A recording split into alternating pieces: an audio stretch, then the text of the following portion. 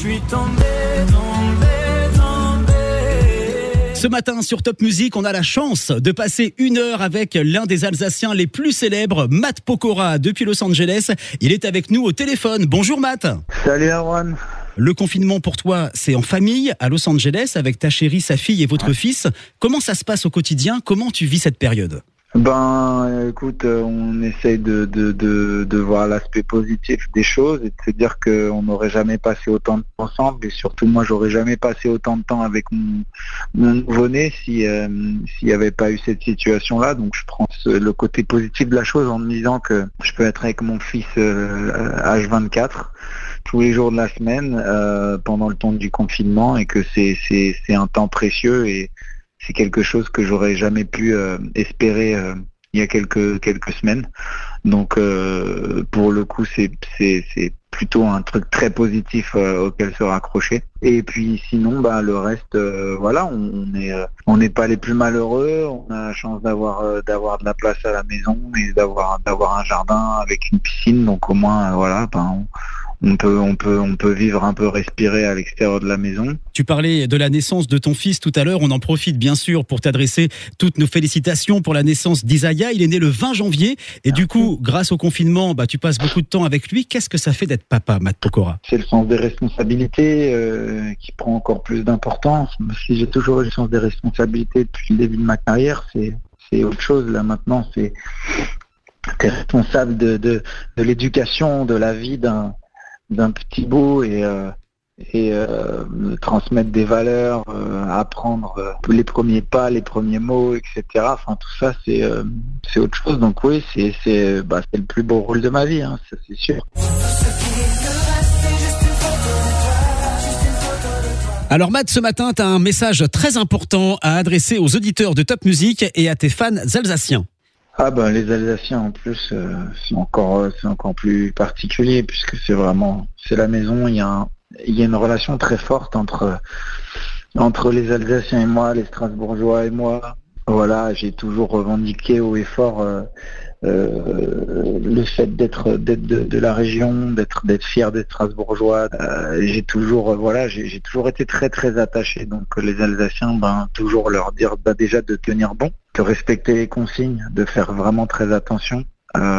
Si on respecte vraiment toutes les consignes et les gestes barrières, on fera déjà un gros pas en avant sur le combat contre ce virus. Et puis moi j'ai qu'une envie, c'est de vous retrouver le plus rapidement possible, parce qu'il me reste un concert encore en plus à faire dans la région de Strasbourg, et puis surtout de leur souhaiter plein de courage, même pour les gens aussi pour qui c'est difficile avec leur job de pas pouvoir bosser, qui perdent beaucoup. Donc de s'accrocher et leur dire que je pense bien fort à eux, et que il me tarde de pouvoir les retrouver. Pour avoir des nouvelles de tes potes, de tes parents restés en France, tu passes par WhatsApp, Zoom, tu t'organises comment ? FaceTime, WhatsApp avec mes parents qui sont à Strasbourg. Donc on s'est régulièrement. Puis aussi pour qu'ils puissent voir le petit. Donc c'est régulièrement sur FaceTime, on s'envoie des photos, des vidéos. Donc c'est au moins l'outil qui nous sauve la mise, parce que si on était 25-30 ans en arrière sans un téléphone portable confiné à la maison, ce serait un peu plus compliqué la vie. Sans l'internet, sans les Netflix et les trucs comme ça, ce serait un peu compliqué la vie là.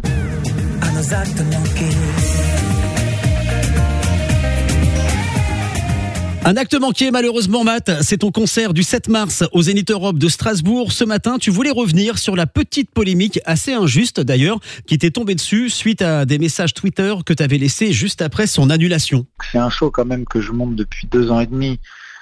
Puis c'est des mois et des mois de répète, des nuits blanches, etc. pour monter un spectacle comme ça, et de se voir bloqué par un virus, c'était super frustrant, surtout dans les premiers temps quand on nous a annoncé la fermeture des salles de concert. Faut se remettre dans le contexte, il y avait à peine 100 personnes contaminées. On nous disait que c'était une grippe, que c'était pas pire qu'une grippe. Donc on dédramatisait constamment la chose.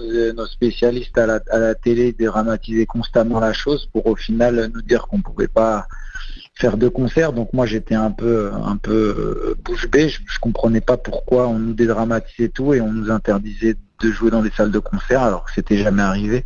Donc sur le coup, moi j'étais quand même assez frustré et puis on s'est rendu compte quelques semaines après que évidemment c'était la bonne chose à faire, mais sauf que à l'époque on nous vendait pas le virus comme ce qui est le cas aujourd'hui et la dangerosité de ce virus. Pour l'instant, le concert est toujours prévu le 12 septembre ? Pour l'instant, c'est toujours prévu puisque les dernières mesures disent que les rassemblements de plus de 5000 personnes, ce sera pas avant le mois de septembre. Donc, quand on aura plus de précision, on pourra se dire que c'est bon. Maintenant, voilà, ils avaient dit qu'en juin, c'était ok. En juin, on nous a dit c'est pas possible jusqu'à mi-juillet. Puis là, on nous a dit de mi-juillet. On nous a repoussé encore à septembre. Donc bon, quand on pourra, je serai très heureux et on y retournera. Alors Matt, si on fait le bilan avec toi, en 17 ans, tu as enregistré 8 albums, autant de tournées, une comédie musicale, un téléfilm pour TF1 avec Muriel Robin, des films d'animation, les tournées des Enfoirés. Avec tout ça, l'Alsace te manque beaucoup, j'imagine. Oui, bien sûr, l'Alsace me manque. C'est pour ça que d'ailleurs, notamment sur cet album et cette tournée, j'ai fait en sorte de lancer l'album à Strasbourg, de faire une journée spéciale, comme ça me permettait de passer un peu de temps là-bas. C'est pour ça que j'ai commencé ma tournée à Strasbourg.